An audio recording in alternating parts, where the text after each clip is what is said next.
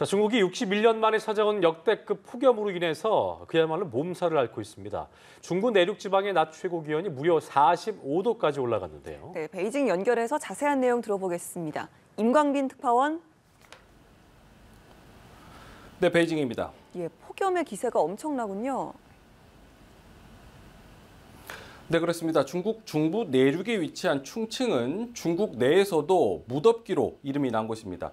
중국의 4대 화로라는 별명이 있을 정도입니다.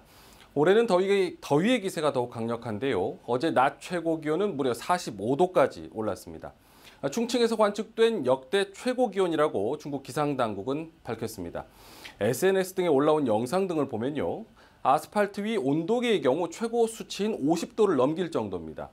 더위를 참지 못한 시민들은 볕이 들지 않는 곳을 찾다 보니 지하 상가 등은 대피소로 변했습니다. 충칭에서는 낮 기온이 35도를 웃돌 때 내려지는 고온경보가 7월 21일 이후 30일째 발령 중입니다. 다음 주까지도 이 같은 폭염의 기세가 계속 이어질 것으로 중국 기상당국은 예보하고 있습니다. 고온 건조한 날씨 속에 산불도 잇따르고 있습니다. 자, 폭염도 폭염입니다만 가뭄 피해도 크다면서요. 그렇습니다. 중국 기상당국은 고온 건조한 날씨가 이어지는 중부 내륙 10개 지역에 올해 첫 가뭄 경보를 발령했습니다. 대부분 양쯔강이라는 이름으로 더 익숙한 중국의 대표적인 젖줄 창장 주변입니다. 창장 아래 숨어있던 600년 전 유물이 이번 가뭄의 모습을 드러내는 일도 있었습니다. 앞서 중국의 물관리당국인 수리부는 지난 17일 기자회견에서 1961년 이후 창장 유역에서 최악의 가뭄이 발생했다고 발표했습니다. 창장 유역의 쓰촨과 충칭, 후베이, 후난, 창시, 또 안후이 등 6개 성의 경작지 118만 헥타르가 피해를 입었고요. 83만 명이 식순환을 겪고 있다고 밝혔습니다. 중국 당국은 가뭄 해결을 위해서 인공강우 기술까지 동원하고 있지만 의도한 대로 비구름이 잘 만들어지지는 않은 것 같습니다. 가뭄에 따른 농작물 피해도 클 것으로 예상이 되고 있는데요. 중국 농업당국은 지난달 중국 내 채소 가격이 전년 동기 대비 13% 가까이 상승했다고 밝혔습니다. 당분간 이 더위가 이어질 경우 가을 곡물 생산에도 심각한 도전이 될 것이라고 설명하기도 했습니다.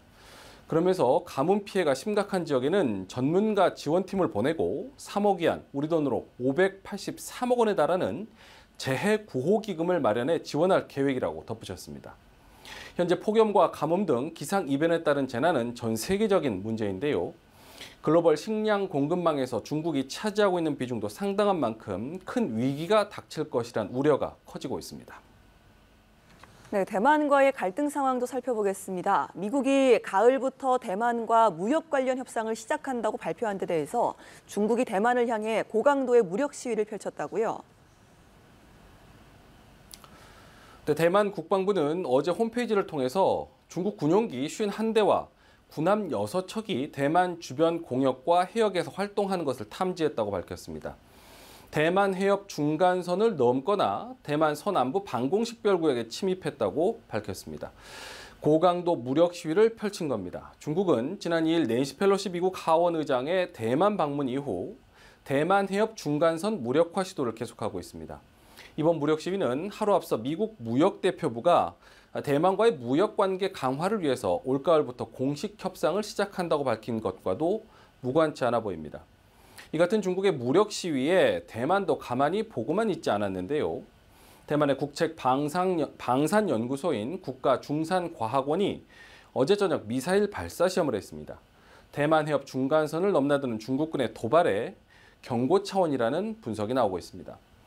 미사일 발사와 관련해 구체적인 내용이 공개되지는 않았지만 대만의 군사 전문가들은 대만판 사드로 불리는 텐궁3 고고도 대공 미사일 개량형일 수 있다고 분석을 했습니다. 한편 차이잉원 대만 총통도 중국 군함을 감시하는 대만 군함의 모습을 SNS에 공개하면서 대만이 일심단결하면 모든 도전을 극복할 수 있다라고 강조를 했습니다. 자, 이런 상황에서 중국은 러시아와도 군사 훈련을 예고했다면서요. 네, 중국 국방부는 이달 30일부터 다음 달 5일까지 러시아 극동지방에서 진행되는 동방 2022 훈련에 참여한다고 밝혔습니다. 중국과 러시아가 연합 군사 훈련을 벌이는 것은 지난 5월 조 바이든 미국 대통령이 아시아 순방을 할 때 진행한 동해 연합 훈련에 이어서 두 번째입니다.